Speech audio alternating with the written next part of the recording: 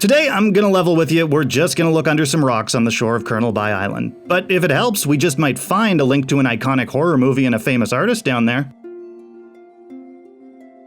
The most obvious underside inhabitants are these nymphs. Someday they are going to be damselflies and dragonflies, but they actually spend way more time in this form. They can be nymphs for 2 years or longer. When they emerge from the water to molt into their adult forms, dragonflies only live about 6 months, and damselflies don't even last that long.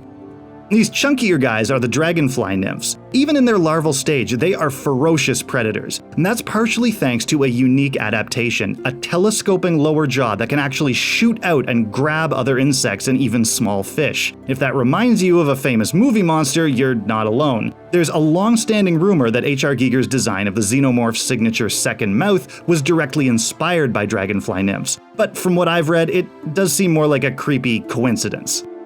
In amongst all the nymphs, we can also find these strange little structures. They're actually home to another insect, caddisfly larvae, who build protective cases around themselves glued together with silk out of whatever's available. And that might mean plant bits, rock fragments, or snail shells. Some are mobile, others anchor to rocks, some even build nets to catch passing nutrients.